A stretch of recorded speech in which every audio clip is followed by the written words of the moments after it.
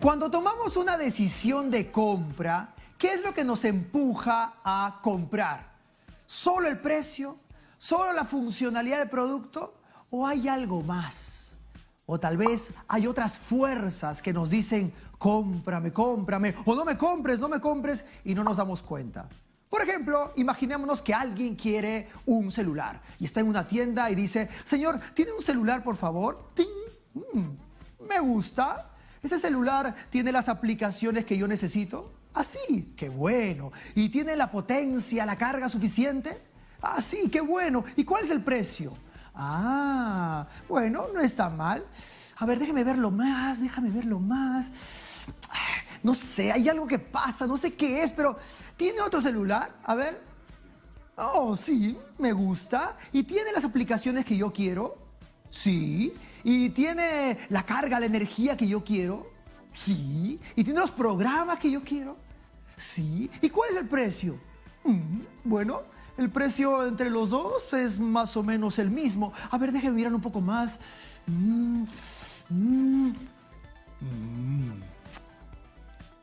Este es el que yo quiero. Este es el que yo quiero. Definitivamente es este el que yo quiero. ¿Qué pasó aquí? Los dos celulares son más o menos parecidos. Tienen el mismo precio, tienen las mismas características. Sin embargo, uno fue preferido y el otro no. Noten ustedes, con esos ojos que tienen, esos ojos analíticos, científicos, ¿cuál es la diferencia? Efectivamente, son los ángulos. Los ángulos, al parecer, empujan a nosotros a escaparnos o juntarnos dependiendo de lo que necesitamos. Cuando vemos algo muy anguloso, con esquinas muy firmes, sentimos que el objeto es ligeramente agresivo, ligeramente firme, ligeramente cortante. O cuando vemos un producto con ángulos más suaves o bordes más redondeados, sentimos que es más amable. Hace un tiempo yo hice una prueba con mis alumnos. A un grupo les dije, escribí la palabra papá. Y dije, lo puse así, como ven ustedes, y les pregunté, quiero que me digan qué es lo primero que se les ocurre cuando ven esa palabra, cuando piensan en su papá o en un papá. Y me decían firmeza, rectitud, autoridad, y después aparecían palabras como amabilidad, amoroso. Luego, a otro grupo les dije lo mismo, pero en vez de escribir la palabra papá, como en el grupo anterior, lo escribí así. O sea, como se dan cuenta ustedes, más redondeado, más circular. Y ellos empezaron con palabras también más amorosas. Dijo, papá, amor, cariño, confianza, ternura. Y luego aparecieron palabras como autoridad. Noten ustedes el poder que tienen las formas. Para nuestro cerebro no es lo mismo que algo sea anguloso a que algo sea redondeado. ¿Cuál será la razón? Pero antes de meternos en la razón, quiero que ustedes piensen, por ejemplo, en las marcas que los están rodeando. Fíjense, quiero que noten si sus marcas han pensado en este detalle o no. ¿De dónde viene esta razón? Vamos a encontrar el origen evolutivo. Pongámonos en modo evolutivo. Cientos de miles de años atrás. Imagínense ustedes. En la naturaleza, ¿qué vemos que está lleno de ángulos, que está lleno de puntas? Por ejemplo, los dientes de los animales que alguna vez en esas épocas nos atacaron y vieron en nosotros presas fáciles. O aguijones, o uñas filudas. Sea como sea, está asociada siempre a espacios de riesgo. Entonces, cuando yo veo ese ángulo, con una memoria adaptativa rápidamente digo, peligro, peligro, aléjate, aléjate. En cambio, cuando veo espacios más redondeados, más anatómicos, curvas más definidas, pienso que es un lugar más amable, más cuidadoso y que me va a proteger o por lo menos que no me va a dañar. Miren, hay una investigación bien interesante que muestra, por ejemplo, que cuando un niño ha sufrido en su infancia, cuando ya es grande y le dicen, por favor, ¿puedes dibujar la casa donde creciste? Siempre la dibuja como un espacio lleno de ángulos, oscuro y gigante. O sea, al parecer nuestro cerebro de manera inconsciente asocia nuevamente los ángulos a no un espacio amable, sino al contrario, un espacio adverso. Hay un famoso museo, tal vez el museo más famoso del mundo, que es el Museo del Louvre. Una construcción medianamente moderna se hizo, que es una pirámide, la pirámide que ustedes están viendo ahora. Notan ustedes que la pirámide luce muy angulosa, luce llena de esquinas, llena de aparentes superficies cortantes. Entonces, la gente cuando vio esa construcción la odió. Todo el mundo decía, qué espantoso, han destruido el museo, qué cosa tan espantosa la que han hecho ahí. Y efectivamente, tal vez el empuje de esa reacción ha tenido que ver con un comportamiento adaptativo, que nosotros al ver espacios con esas superficies o con esos perfiles, sentimos que tenemos que alejarnos de ellos y de esa manera los rechazamos. Noten ustedes qué poder tienen las formas cuando tomamos decisiones. Si es anguloso, nos asustamos, y si es redondeado, nos acercamos.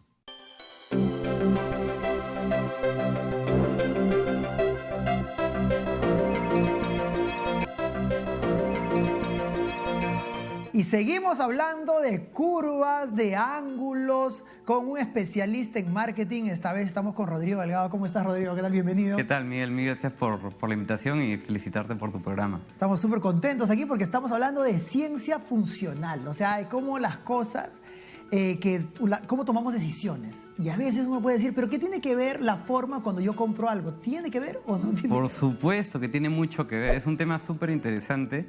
Y como te estaba diciendo un poco detrás de cámaras, no hay mucha información al respecto, ¿no? Y la verdad es que es bien curioso cómo a veces nosotros no prestamos atención a algunas cosas que van a dictaminar un poco las preferencias de compra o selección o preferencias por una u otra marca, ¿no? O sea, en términos sencillos, cuando yo estoy frente en esos famosos anaqueles de supermercado donde hay 200 productos más o menos iguales, con los precios más o menos iguales, tú dices, ya, ¿cuál compro? Y nadie te dice, oye, tú compras eso. No, tú tienes que tomar la decisión ahí. Y al no tener información, tal vez la forma del objeto nos diga, cómprame a mí. Definitivamente la forma del objeto influye bastante en la decisión. Ahora, hay un sinnúmero de componentes que se agregan a esta decisión. Claro. No solamente todo lo que es curvo o todo lo que es lineal va a dictaminar un poco mi decisión final de compra. Hay otros factores como, por ejemplo, la cultura, la personalidad de la persona, el género, el fin por el cual uno busca el producto. O sea, ¿qué beneficio estás buscando tú satisfacer de un producto que muchas veces no lo sabemos porque está bien inmerso dentro de la biología humana nuestra? Fíjate, nosotros hay un montón de factores.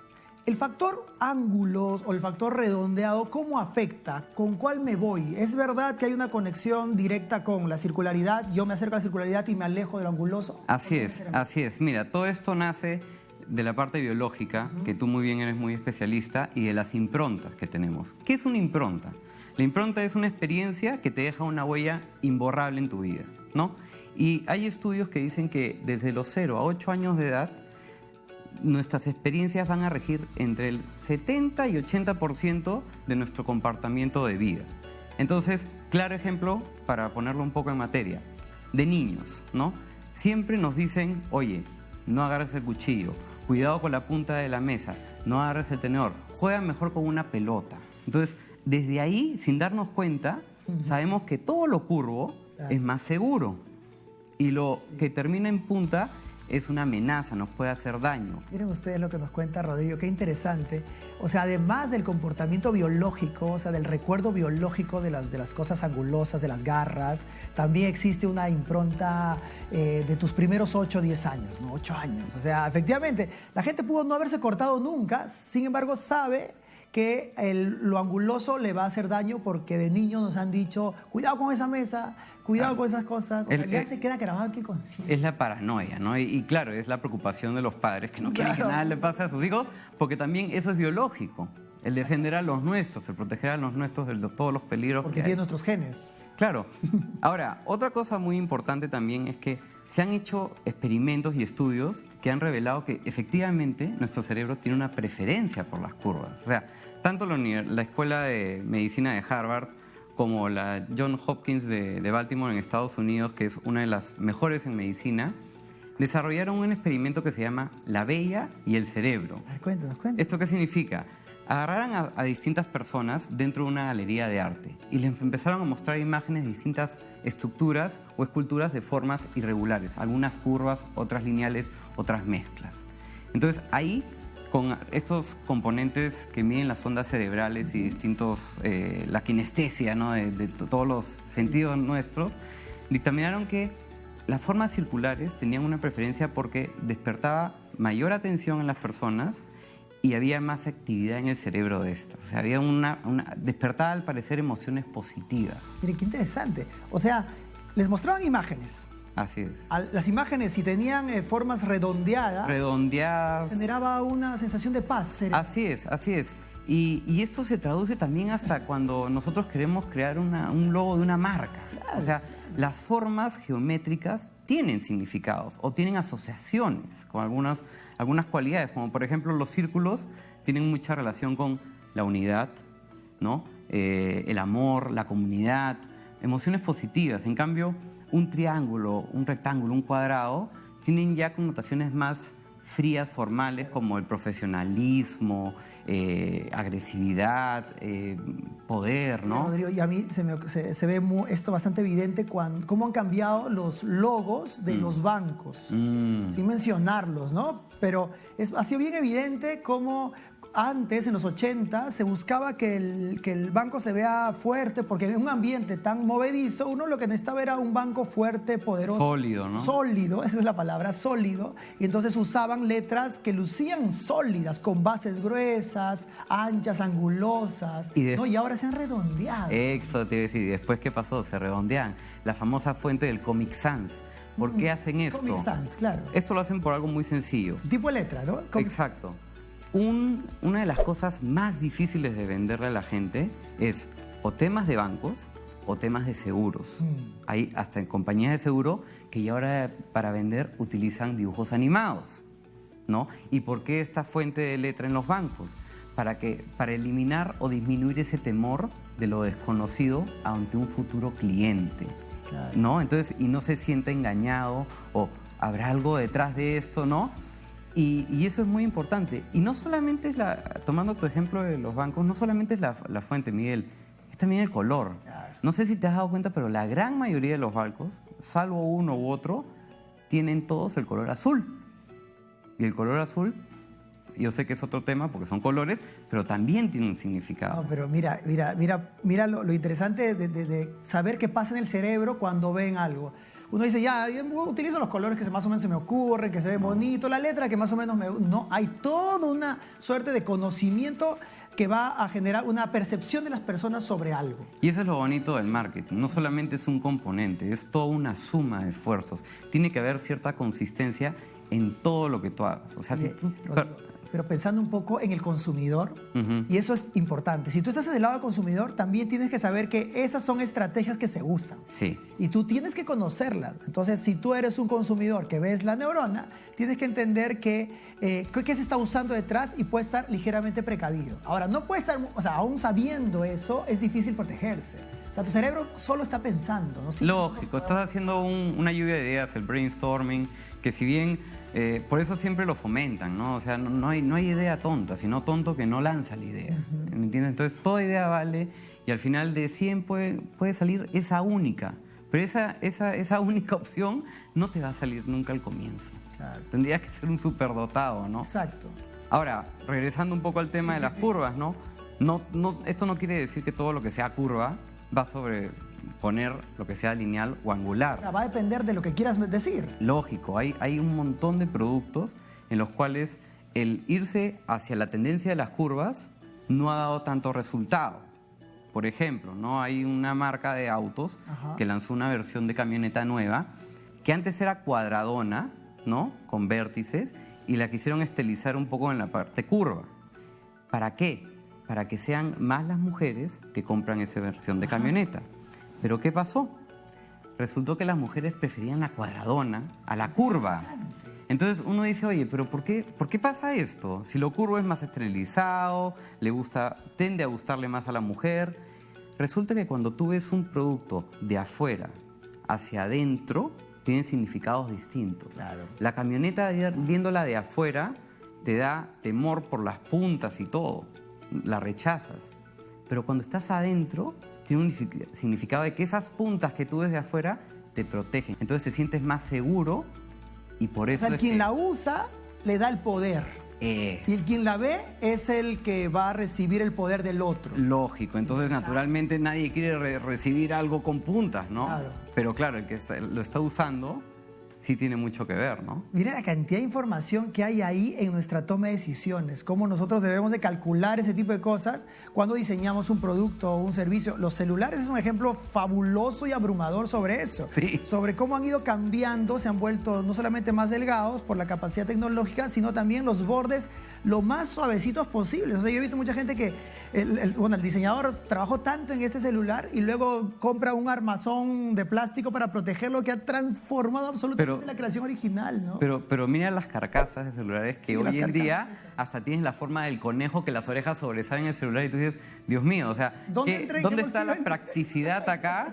Pero importa. tiene éxito. Claro. Ahora, otro ejemplo que es muy, muy interesante, y no lo quiero dejar pasar, Miguel, es hay una cadena de restaurantes de comida rápida afuera que fue el único que quiso hacer hamburguesas cuadradas. Entonces dijeron, oye, ¿por qué no le damos más carne a nuestro cliente? O sea, ¿por qué por la forma del pan que es redonda vamos a pulir esas esquinas de la hamburguesa? ¿Qué pasó? Lo lanzaron y fue todo un fracaso. Entonces, claro, uno dice, a todo el mundo que le digo el ejemplo de las hamburguesas cuadradas, apenas le digo hamburguesas cuadradas me miran con una cara de extrañeza. Entonces, y efectivamente ese es el efecto que ¿Y tiene cuál la es la gente. razón? Es que Yo tengo efectivamente una hipótesis ahorita. hay algo, hay una conexión. Es que no se trata, las curvas y las líneas no se trata simplemente de gustarte o no. Hay que entender que hay una conexión detrás en el cerebro, Claro. que tu cerebro automáticamente a tu estómago le va a decir, yo no me pienso como una hamburguesa cuadrada. Porque en la naturaleza no existe alimento cuadrado. Las formas orgánicas de la Exactamente, naturaleza. Oye, Rodrigo, que me ha encantado conversar contigo, tu conocimiento es abrumador, es súper interesante, además va mucho con los conceptos que hablamos aquí en La Neurona. Miren, amigos, ustedes cómo hemos encontrado tantas estrategias, tanto conocimiento que está detrás de un diseño y en la toma de decisiones. Cuando yo voy a comprar un producto, no basta solo el precio. A veces uno dice, no, el diferencial es el precio y puede ser, suma o resta. Pero sobre eso o al lado de eso hay otras características, color, tamaño, y hemos hablado hoy día de las formas. Así que cuando diseñe sus productos, piense mucho en las formas. Muchas gracias, Rodrigo. No, encantado. Gracias, Miguel.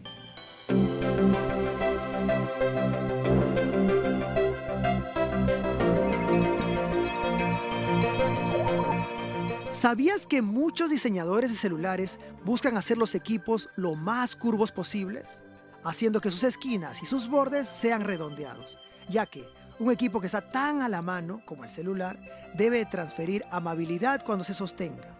De esa manera, el usuario se sentirá más cómodo y su fidelidad con el equipo será mayor.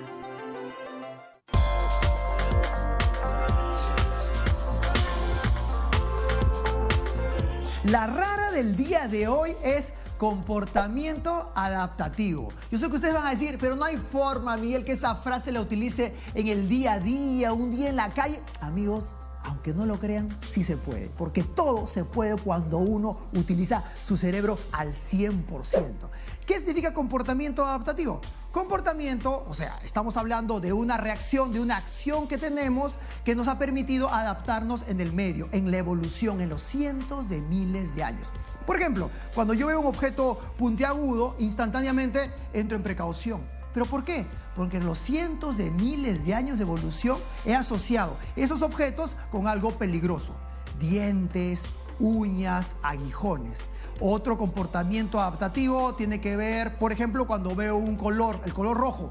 Instintivamente yo digo peligro. ¿Pero por qué? Porque en los cientos de miles de años he asociado el color rojo a la sangre, o sea, al peligro. Me he adaptado a entender que ese color me tiene que decir que hay algo que es peligroso. Fíjense ustedes que comportamiento adaptativo tiene que ver con cómo he aprendido algo y cómo me comporto frente a ese objeto o a esa situación. Pero, ¿cómo puedo usar esa frase en el día a día?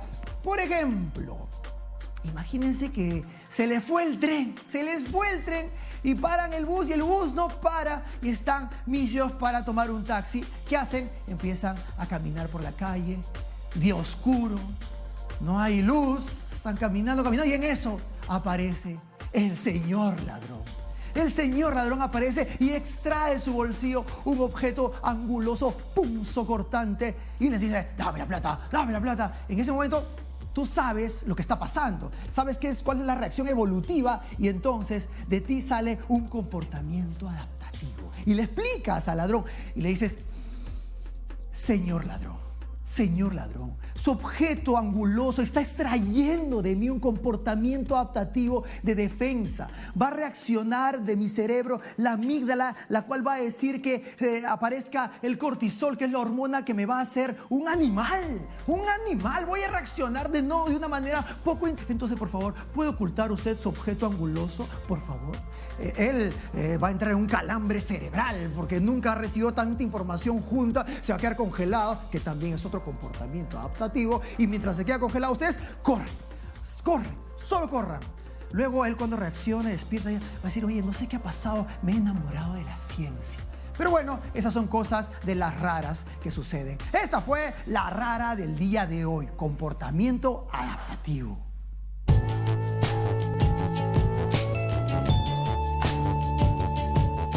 Hoy día hemos hablado de las curvas y los ángulos, de cómo lo puntiagudo nos genera cierta aversión versus cómo lo redondeado, al contrario, nos da cierta cercanía. ¿Y cuál es la razón? ¿Cuál es el origen? ¿De dónde viene esto? Al parecer, viene de aquí. ¿De aquí? ¿De dónde? De aquí. Efectivamente, viene de la naturaleza. ¿Pero de qué parte de la naturaleza? Se han asociado a nuestro cerebro algunas partes de la naturaleza que nos agreden, que por orígenes nos hacen daño. Aguijones, uñas, dientes, estas formas, como nos han hecho mucho daño en la antigüedad, se ha quedado grabado en nuestra cabeza. Y entonces, cada vez que vemos algo anguloso, nos da miedo. Además, Rodrigo nos dijo también, tiene que ver también con la infancia. Porque en la infancia, nuestros padres, por protegernos, con purito amor, nos dicen, ten cuidado con la mesa, con ese ángulo, ten cuidado con el cuchillo. Todo eso va quedándose como improntas en nuestra cabeza, y cada vez que vemos algo anguloso nos da miedo, y cada vez que vemos algo redondeado, al contrario, nos da ganas de acercarnos y le adjudicamos amabilidad. Eso se ve en objetos muy modernos, pero también en objetos antiguos. Por ejemplo, aquí tenemos a la corona. La corona es un objeto emblemático, pero tiene ciertas características biológicas. Primero, que está sobre la cabeza, lo cual hace que la persona que lo use tiene más altura. Al tener más altura, tiene más poder, pero no solo eso. Como es anguloso, como ustedes lo pueden ver, le da también, hace que la persona se vea fuerte, que se vea peligrosa. Quien lo usa se le da el poder, y quien ve se siente que el otro es muy fuerte. Entonces, miren qué interesante, un objeto tan antiguo tiene una historia aún más antigua, una historia biológica. Estos objetos antiguos han sido afectados, su diseño ha sido afectado por este conocimiento, pero así como esos objetos antiguos, también existen los objetos modernos. Los diseñadores se concentran en que el objeto hable sobre el producto. Por ejemplo, mucha tecnología que la usamos permanentemente, imagínense ustedes esto, que tiene que estar, miren todo el diseño que está detrás de aquí, suavecito, redondeado. ¿Por qué suave y redondo? Porque esto nos va a hacer sentir que este producto es amable con nosotros, y cada vez que podamos comprar o renovarlo vamos a buscar algo aún mucho más redondeado. Interesantísimo cómo el diseño está influido profundamente por un conocimiento biológico adaptativo. ¿Cómo podemos usar esto en la vida diaria? Y por eso nos vamos a los 3 tips del día de hoy. ¿Estás de acuerdo, abejita? Sí, estoy de acuerdo. Entonces, tip número 1. Cuando ustedes van a diseñar su logo, por ejemplo, tienen que pensar que no es una cuestión de al azar, me gusta esa letrita, me gusta este colorcito. ¿Estás de acuerdo? Sí, estoy de acuerdo. Efectivamente, tenemos que pensar qué cosa queremos decir. ¿Queremos lucir poderosos o amables? ¿O ligeramente amables o amables? O sea, ¿qué cosa quiero decir? Eso es clave. Entonces, ¿cómo podemos hacer para ser amables? Nos vamos al tip número 2. Tip número 2. Si quieren lucir amable, utiliza letras redondeadas. Cuando escribas tu propuesta, por ejemplo, utiliza letras redondeadas. La gente va a sentir que tú eres cercano, que no eres dañino y que vas a ayudar, que vas a contribuir. Pero ¿qué pasa si quiero lucir al contrario, fiero, fuerte? Y por eso nos vamos al tip número 3. Tip número 3. Si quiero decir fuerte, poderoso, utilizo tipo de letra gruesa, con bases gruesas, con ángulos. De esa manera la gente va a sentir, no, ellos saben, ellos tienen poder, ellos tienen presencia, ellos se hacen notar. Y uno simplemente con escoger el tipo de letra genera ese efecto. Claro, tu producto tiene que ser bueno, tu servicio tiene que ser bueno. Si a eso le sumamos un buen diseño, todo mejora. Mis queridos amigos, eso ha sido todo por el día de hoy. Hemos hablado de un montón de cosas súper divertidas, súper entretenidas, pero sobre todo súper funcionales. Visiten nuestras redes sociales. Yo soy Miguel Figueroa y esta es La Neurona Reina. Nos vemos. Chao, chao, chao.